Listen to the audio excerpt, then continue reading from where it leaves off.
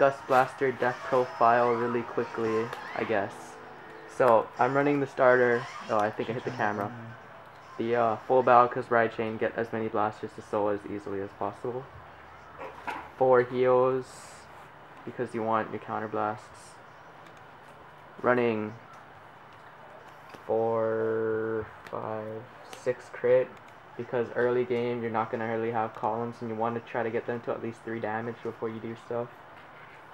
And then I run the 6 draws, specifically 4 Revenger draws, 4 Darkbond Trumpeter, and then you gotta run the 4 Blaster Javelins for your Ride Chain to get your grade 2, your guaranteed grade 2 and 1, and then that's already like 3 criticals on your Gust Blaster. Run 3 Nightmare Painters to put more blasters to soul, just to have ridiculous amounts of crits and power. I think the most I've had at one time was 7 criticals. 3 perfect guards, my Gustian proxy. I mean, I have like the Mac Lears in my other deck, but I don't want to switch them out. And so yeah, there's that. And Gustian apparently, you know, is more expensive than Mac Lear. I run the 2 Dark Bonds. I run them because I run mana. And it's basically Counterblast 1, call your draw trigger, kind of deck thin. I mean, you don't really need them too much.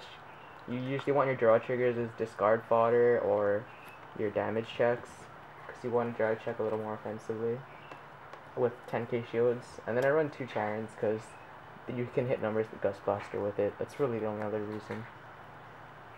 Grade 2, the 1 Blaster Dark. Just all the SPs in my deck if you want to see. I have like every important card is SP. I even have an SP Blaster Dark Spirit, but I run 3. It's just there because it's a 10k rear guard. You can hit 16s with your 6k Vanguard or grade 1s, and it's another blaster target if you have to ride it or put it to soul with your Nightmare Painters. And then the Skull, which I run 4 right now, considering maybe dropping 1 for Bloodmaster, just because Bloodmaster getting me Limit Break earlier has actually been helpful at times. If not, it's probably a Cursed Lancer. And then I have the SP of that somewhere right there, because every Shadow Paladin needs to be SP. I run 2 mana at the moment. Might drop this 1 Cursed Lancer to be another mana, just because it might come in handy, because she pretty much deck thins and helps you get 3 rear guards to eat for a Counterblast 1.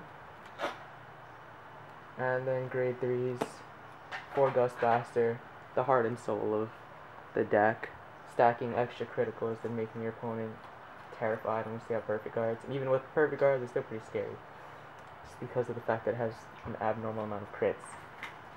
And then I run 2 Phantom Blaster Dragons, just for more blaster targets on grade 3. And same goes for the Overlords.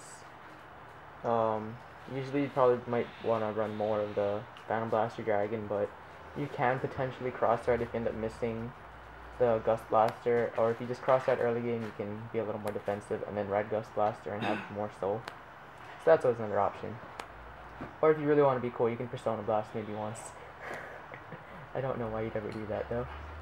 But yeah, that is the lineup. I've tried the running Mordred with Dorrance and stuff to abuse the early game Nemons and whatnot, but it didn't really work out, and break riding seemed a little counterproductive, because at least you can use Phantom Blaster Dragon's skill and Phantom Blaster Overlord's skill without limit break.